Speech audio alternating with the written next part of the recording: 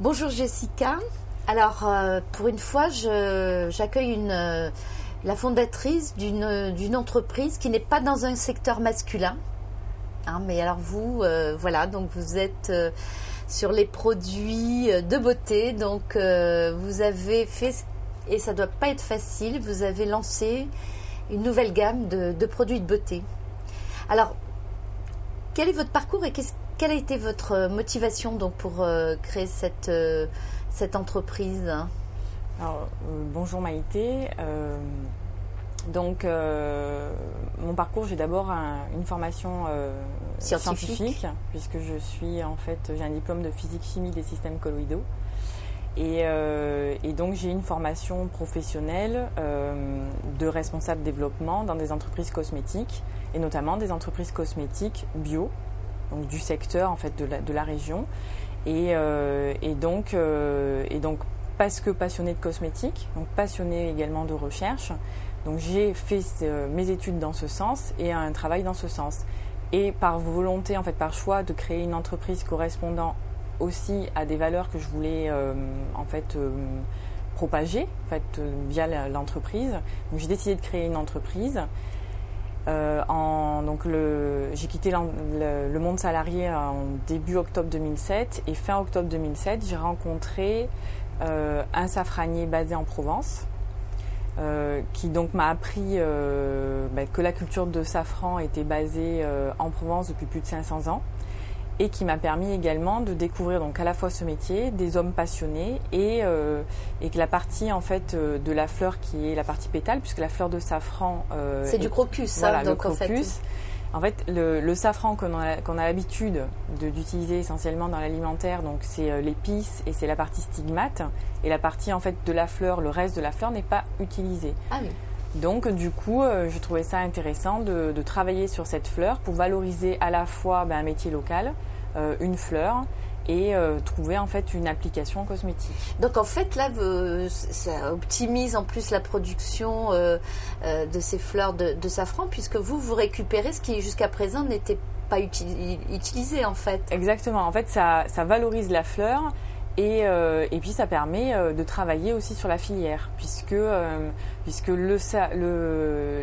la filière safran en Provence a été abandonnée à cause de la mécanisation des cultures essentiellement. Et ça a été réintroduit il y a une quinzaine d'années en Provence. Et donc j'ai eu la chance de rencontrer une des personnes qui a réintroduit le safran. Alors c'est souvent la vie, c'est une question de rencontre, d'opportunité. Vous, c'est cette rencontre qui a été le déclic. Et donc vous avez eu l'idée bien sûr, parce que vous pensiez aussi que les vertus, sûrement, alors peut-être pas thérapeutiques, mais au niveau de la composition de produits de beauté, que le safran pouvait justement permettre le développement d'une gamme de produits intéressants. Mais dites-moi, ça se fait pas comme ça du jour au lendemain. Donc pour le coup, vous avez travaillé énormément en amont, donc pour arriver où vous en êtes aujourd'hui avec ces produits qui sont proposés, je pense essentiellement aux femmes. Oui. Alors. En effet, donc il y a eu 2 ans entre le démarrage du projet et la création de l'entreprise, il y a quand même eu 2 ans, à la fois pour la recherche de financement, pour la validation bibliographique également des vertus en fait de la fleur de safran. Oui, parce que là on peut pas se rater, il ne s'agit pas d'avoir des effets secondaires qui apparaissent quelques. Donc il y a eu tout un travail en fait en amont de recherche, un travail de validation au niveau des extraits de pétales, et puis un travail de financement pour pouvoir lancer la marque également.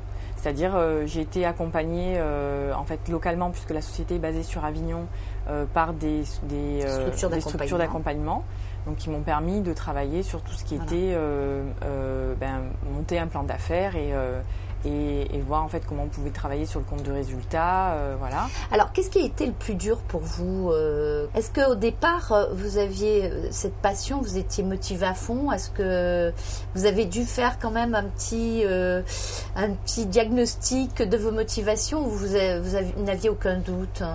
Sur mes motivations, aucun doute, parce que j'ai toujours été passionnée sur la cosmétique et sur le projet. En plus, donc la rencontre avec les safraniers en Provence, c'est une rencontre exceptionnelle. Je suis partenaire de l'association donc, qui est Safranier de Provence, basée dans le 04. Donc ça, c'est exceptionnel. Donc sur ça, il n'y avait aucun doute. Après, la difficulté a été en tout cas de trouver ces fameux financements pour pouvoir monter l'entreprise. Et j'imagine effectivement que ça n'a pas dû être la partie la plus facile.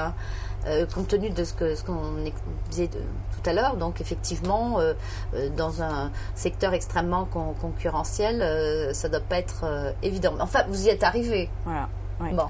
Alors, aujourd'hui, vous considérez dans l'évolution de votre entreprise par rapport à vos prévisions, vous êtes dans les clous, comme on dit, ou vous êtes donné combien de temps pour avoir un retour sur investissement? Parce que je pense qu'au départ, les investissements sont conséquents. Donc, voilà, donc j'ai fait un salon professionnel. Via ce salon professionnel, j'ai pu rencontrer mon futur distributeur pour l'export, donc en Corée. Et grâce à ce projet-là, qui est un projet aussi important, donc qui a nécessité également du temps avant d'aboutir, puisque ça demande, là on part sur également un pays étranger, qui nécessite une réglementation également au niveau de la cosmétique spécifique. Et en fait, du coup, les organismes financiers ont eu confiance en tout cas dans le projet également. Ils avaient confiance au départ et ils ont toujours confiance aujourd'hui parce qu'ils savent qu'il y a ce décalage de temps, parce qu'on part sur un projet qui est plus à l'export, qui est moins national en fait au départ. Et du coup, c'est grâce à ça qu'ils permettent en fait de continuer l'accompagnement en tout cas. Voilà. Et est-ce que à un certain moment vous vous êtes dit oh là là rétroactivement dans des périodes de doute, je suppose que vous en avez eu, oh là là j'ai quitté un poste qui était pas si mal finalement, pas bien payé, puis là maintenant est-ce que je vais m'en sortir? Est-ce que vous avez eu ça par moment? Comment ces doutes? Alors je pense que j'ai jamais eu de doute sur mes produits, ça c'est clair, mais je pense que tout chef d'entreprise à mon avis a des doutes, et c'est ce qui fait avancer. Alors qu'est-ce qui vous a aidé justement à dépasser ça? Et en fait c'est toujours d'être entouré, d'avoir en fait les bons partenaires, d'avoir le bon soutien autour de soi, et dans les moments de doute des soutiens qui sont du coup externalisés mais aussi familiales, sur savoir qu'on ne se trompe pas et en fait de continuer dans ce sens. Puis après les rencontres et puis moi j'ai la chance de vivre une passion quand même au niveau de ce projet, et puis d'avoir également fait des très belles rencontres que je n'aurais pas pu faire en tout cas si j'avais pas quitté le monde salarié en tout cas. Alors d'où vient ce joli nom? Alors Kesari veut dire fleur de safran en sanskrit, donc qui est une langue classique indienne. Et donc ça vient d'Inde. Pourquoi? Parce que la fleur de safran est implantée en Provence depuis plus de 500 ans. Par contre, c'est originaire d'Inde et en rappel à l'origine, la gamme s'appelle Kesari. Et après, grâce à cette fleur donc, qui m'a permis cette rencontre entre ces deux cultures, j'ai travaillé sur des ingrédients qui sont locaux. Donc on va retrouver du tilleul, de la lavande, du thym, de la sauge officinale, mais également des ingrédients indiens. Qu'est-ce que vous avez envie de dire pour la cause de l'entrepreneuriat féminin? En fait, il ne faut pas hésiter. En tout cas, si on décide de vouloir créer une entreprise, je pense qu'il ne faut pas hésiter. Il faut le faire de manière réfléchie, c'est-à-dire être entouré, faire appel à différents réseaux, différentes structures d'accompagnement également. Et puis avancer et puis croire à son projet quoi. Et voilà. Quand c'est dans son métier, c'est peut-être encore plus crédible, plus facile. Voilà, c'est ça. Mais après, je pense que même s'il y a parce que j'ai rencontré des femmes chefs d'entreprise qui ont changé totalement de secteur. Oui, il y en a beaucoup, oui. Mais je pense que en fait, c'est toujours bien préparer son projet et savoir que et faire quelque chose qui en fait est en adéquation avec en tout cas ses objectifs et ses valeurs. Écoutez, merci beaucoup Jessica et puis bonne continuation.